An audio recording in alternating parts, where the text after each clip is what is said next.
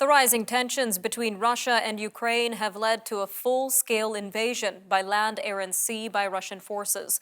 Ukraine's president says Russia has embarked on a path of evil, but Ukraine is defending itself and won't give up its freedom. Russia is shelling and conducting airstrikes on cities and bases, and Ukraine's government says Russian tanks and troops rolled across the border in what it called a full-scale war.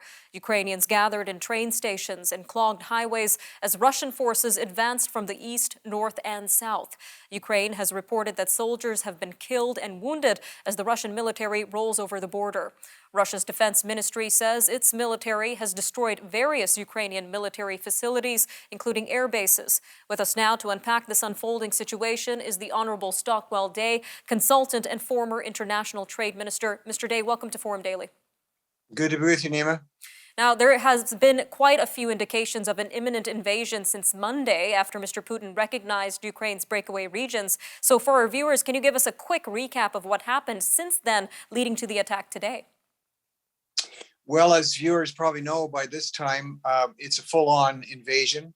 And I think some people, Nima, thought that really Putin just had his eyes on the eastern region, the Donbass region, where there's a high Russian population. But indeed, he has shown the whole world he wants it all. He wants Ukraine. He's out to take it. And the question now is there any stopping him? Where will he go next? I don't know. Obviously answers those questions, but this is the most dangerous time worldwide since 1945, the end of the Second World War, for sure. A dangerous time indeed, Mr. Day. Now, Russia is saying that it's not going to target cities and that civilian populations are safe, but how true could that statement be? Give us an idea of the situation on the ground right now. Sure. Well, they've already started some attacks on cities. They are hoping that the Ukrainian people and maybe the military will just fold. The Ukrainian military cannot stand up to what Russia is throwing at them. And that's for no lack of courage on the part of Ukrainian soldiers. So Putin will either encircle and hope that those cities basically surrender, or it will get to the much bloodier street by street, door to door type of fighting. But he's hoping just the sheer magnitude, the overwhelming force will cause the Ukrainian forces to collapse. Now, even though the Ukrainian forces are at a bit of a disadvantage here, how has the government in Ukraine responded to all of this so far? You know, you have to admire them. They're being brave, and it's not just words. They're willing to die, and this is all admirable. But we have to be realistic here. They do not have the capability, unhelped by other countries, they do not have the capability to stop Putin's war machine. And that's as simple as that. And talking about other countries, we've heard of all these sanctions being imposed on Russia. Tell us a little bit more about NATO, the US, and Europe's response to this.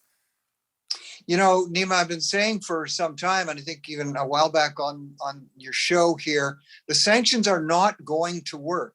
First of all, President Putin waited too long to bring them in. If you're going to bring in sanctions, you have to do it earlier so that the population of the other country starts to feel those things. The latest they said is, well, you know, we'll just cut them off of all our semiconductors and high-tech equipment. Russia has an agreement with China. China will give Russia all the semiconductors they need. One of the biggest sanctions they could have hit them with is to close down the banking system. It's called the SWIFT system, which enables international banking. They still have yet to do that. I think they might. And to shut down Putin's personal financial system, which is huge, including his, $200 million yachts and everything else. They haven't done that. I think what has happened here, Mr. Putin has seen that the West we have cut off the ability to be able to create enough oil and gas to fight a war. We have made Europe completely dependent then on natural gas from Russia. And when he saw what happened in Afghanistan, the complete failure and debacle there, he is emboldened now. China is in the wings. This is a very dangerous moment. And some of it is because we have blundered, especially on energy policy. We've shut down pipelines in Canada and the US, which could right now be shipping very precious natural gas to Europe to help them get through the winter, just help them stay alive. They are completely dependent on Russia. And that's why you see, as we predicted, France and Germany going a little bit soft right now because they don't want their citizens to be without energy. We'll have a lot more to talk about as the situation unfolds. Mr. Day, thank you again for joining us today on Forum Daily. Thanks for your interest. Bye now. Coming up after the break, we take a look at the benefits of investing now and into the future. We'll be speaking with Brendan Caldwell, Director of Caldwell Securities Limited, to discuss RRSP deadlines and the impacts of Russia invading Ukraine on the markets. Stay with us.